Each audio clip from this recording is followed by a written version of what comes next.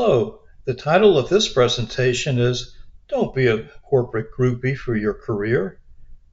A look at 1 Peter 1:24 through 25 in career development. I have mentored a number of people who've moved on to very successful careers.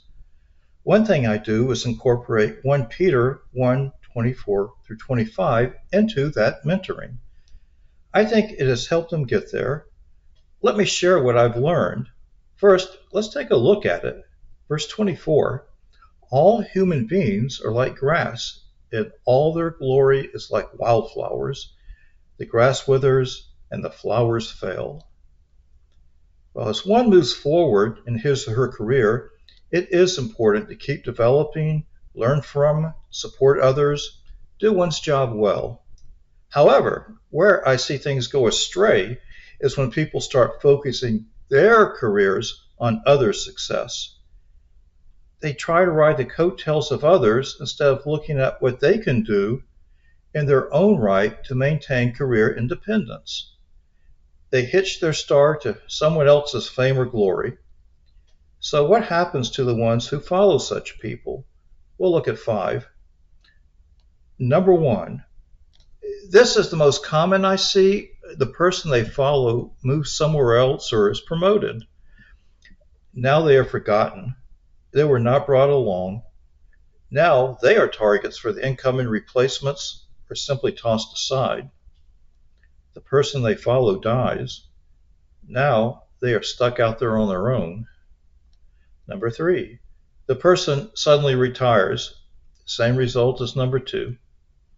Number 4, the person of their adulation is fired, or in the case of a political figure, not reelected. Number 5, a scandal. Those who are perceived as being close to the executive or public figure are purged or implicated. Worse, I have seen them get themselves involved in the scandal. One CFO who knew about his boss's scandal and did nothing, and then took the fall for it, now goes around the country lecturing college business classes on the mistakes of what I'm talking about here. As for the first 4, they can happen to anyone, but the difference is that those who recognize these figures' power and glory are only temporary have a different focus and can move on. They are not depending on them. As for number 5, the scandal, you need to report it. I once mentored a person only 2 weeks after she started her new job.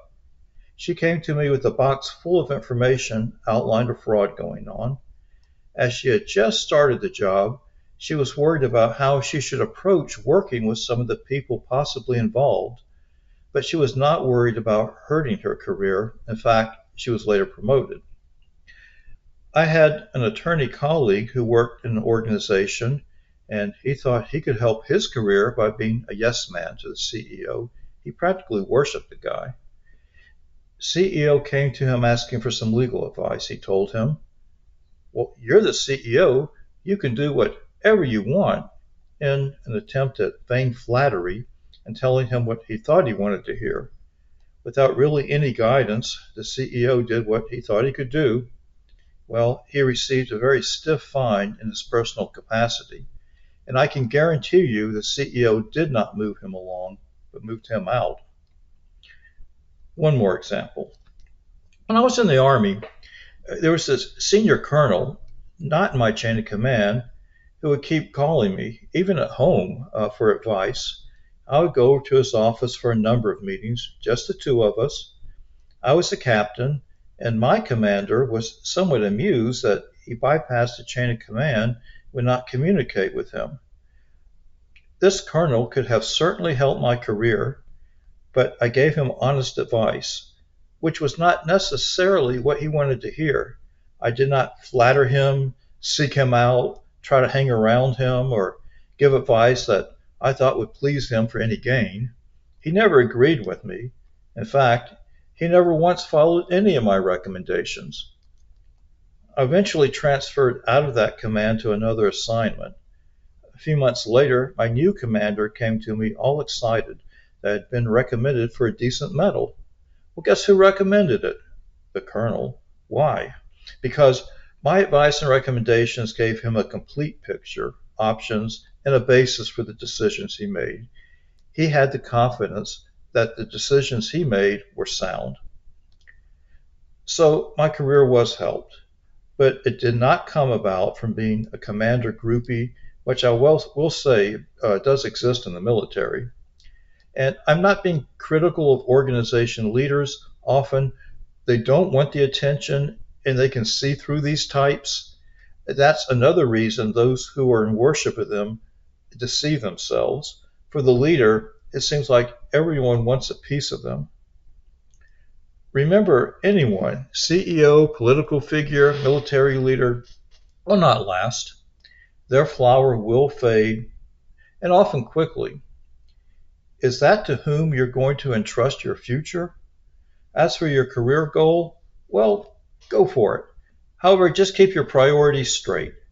You can certainly learn from such people, and you should do your best job in helping them. However, don't depend on them and have your motivation and expectation that they will somehow pull you along. They can be here today and gone tomorrow. So, where should the focus be? Let's look at verse 25. But the word of the Lord remains forever. Well, this is permanent. It will not wither and fail. The Lord will always be there. He will not abandon you. He will not forget you. You can depend on him. You mess up, he'll forgive you. He will be by your side working with you and strengthening you. Not only can, but should entrust your future to him. You can hitch your life to his glory. In Colossians 3:23 through 24, we read, "Whatever you do, work at it with all your heart, as though you are working for the Lord and not for people. Remember that the Lord will give you as a reward what he has kept for his people." The Lord has equipped you for success.